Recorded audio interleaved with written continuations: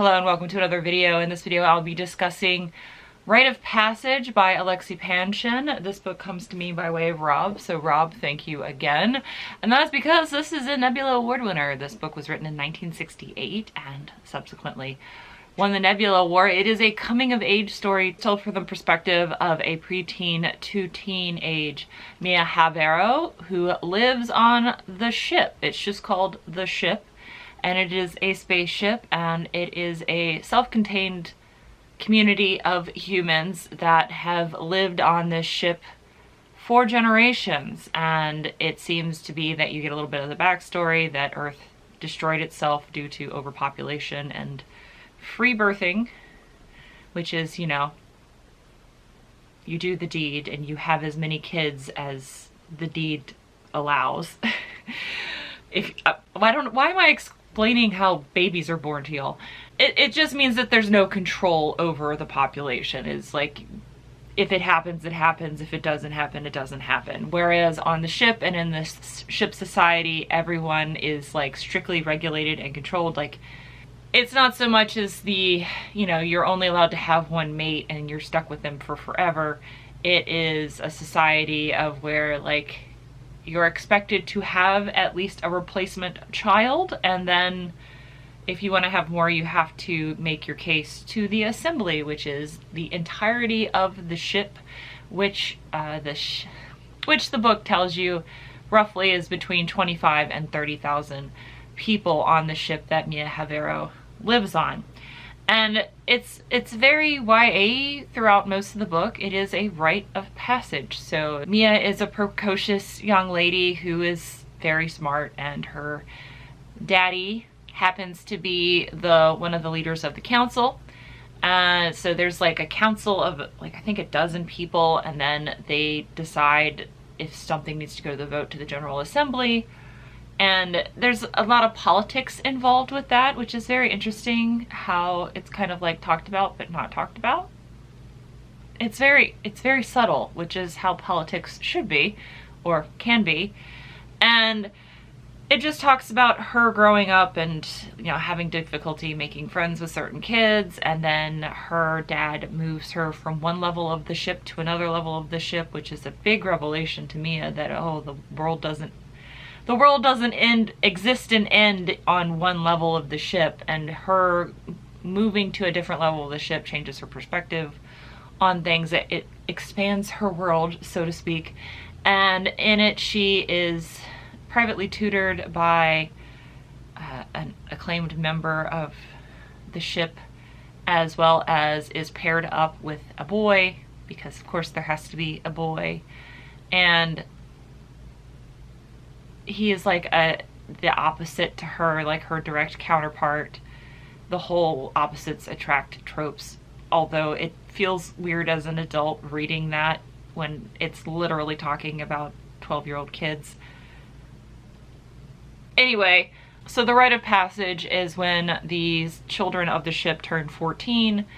They are dropped onto a planet, a random planet. Well, it's not random, it's a different planet every month, because it's a different group of kids that are dropped off every month, because it's whatever month those kids are. So for example, I'm releasing this video in January, so all the kids on the ship that turned 14 in the month of January would be in a group, and then that group would take survival training for a year, and then at the end of that year, when that birth month happened, they would be dropped onto a planet, and they have to survive for a month. They are given a horse, which was interesting. They live on a ship, but there's horses.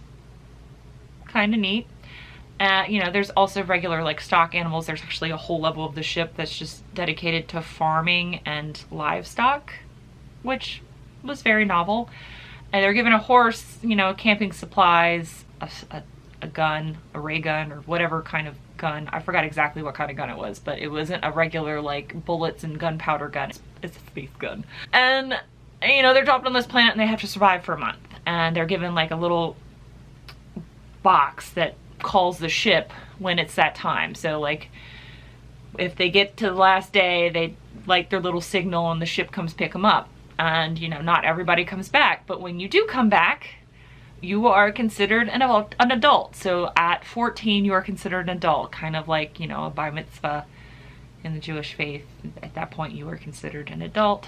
Kind of rites of passage, and many different cultures, like this is you going from childhood to adulthood, which I find very interesting, considering our current understanding of adulthood is that, well, I live in America, so you're considered an adult at 18, but we now also know that your frontal lobe doesn't fully develop or set until you're 25, which, as someone who has gone through that journey, I will say, I think that's true.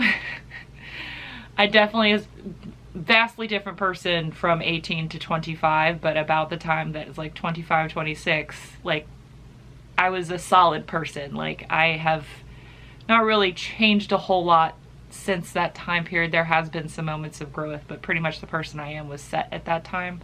So to be 14, oh my goodness, I was an idiot at 14. That's just harrowing, to live your whole life on a spaceship and to be like given survival training, and you're set on this planet and you don't know. Some of the planets are populated, some of the planets are not, and the populations sometimes are people and sometimes they're not, because the ships actually go around and trade to colony planets. So, you know, humans, there's a population of people that are on the ships that have all the knowledge and the history and all that stuff. And then there are colonies of random planets. You don't know how many there are. That's not included in the book. And the ships trade knowledge and history and technology to the planets, and the planets give them, you know, basic supplies or whatever supplies that planet creates or has, or whatever natural resources found on that planet. And there's a little bit of animosity between the two, because it's like a necessary evil, which is kind of argued at the end.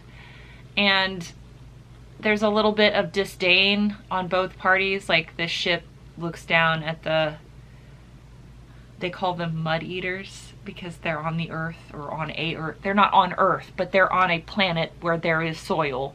And the people, the colonists, typically have a lot of suspicion and have a lot of resentment towards the ship, because, you know, they get to live in space and luxury, and they don't need to like toil or be dirty, even though there is dirt on the ship, because again, I said that there's whole levels dedicated to growing stuff. But I don't know, it's just it's just a basic coming of age story. I do find it interesting that I do think that Alexei did a pretty good job about telling the story from the perspective of a little girl, despite him being a middle-aged man when he wrote this book. Hats off to him for that. Well, I'm keeping my hat on because my hair looks like crap, which is why I'm wearing it. But the whole story just goes through the things, and then she gets dropped off on this planet, and then that's where the action happens when she gets on this planet. And it's very kind of boys adventure there at the end, except the main character is a female. The last chapter, the epilogue, is chapter 20. I'm not going to spoil the end, but that's where all the heavy-handed moralism comes in, where it's like Panshin had decided that, okay, well, this is, I need to get this out of me, so we're just going to have it in this one last chapter. I'm going to like do this whole cute little story for the last 19 chapters, but you know, this is the whole point I wanted to get to. Enjoy. It did fit in the story, but it just was so in your face after everything else, where it was, and it wasn't even subtle, it was directly, enjoy, this is how I feel about life and things, right there in your face. And it's not that I disagree with the premise that he was shoving in my face. It just seemed odd to put that in a teenage rite of passage adventure story to me. Or at least it didn't seem to be interwoven into that in a way that was cohesive to me. That doesn't mean I didn't enjoy the book. I mean, I gave it roughly like 3 stars, but it just was there. I mean, there were parts in the story where it was kind of slow. Like, it took a while to get to where he wanted to go, which is why it took me so long to read the book. I mean, it didn't take me that long to read the book. It took me about 4 hours to read the book, which for me is kind of long for how thick this book was. And it was because of the fact that I kept disengaging with the story in several parts. It didn't actually start to become interesting to me until about halfway through, when they started doing, well, when the introduction of the boy happened, and then like more people started interacting with the main pair, to where it wasn't just like the girl wandering around the ship. So if you find a copy of it, which I don't expect you would, because I don't think this book's really talked about at all very much anymore. I don't think that Alexei Panshin wrote a whole lot, and I do know he passed in 2022. But he didn't produce a whole lot of standalone novels. I think it's probably a handful, and he co-wrote some of them with his wife. I'd be interested to read some other works, especially ones maybe that he wrote with his wife, just because of the fact, like I said, he did do a good job being a middle-aged man writing from the perspective of a teenage female child.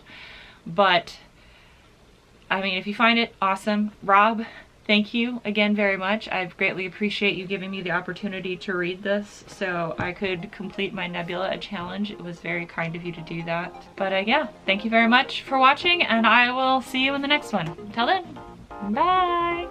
Bye.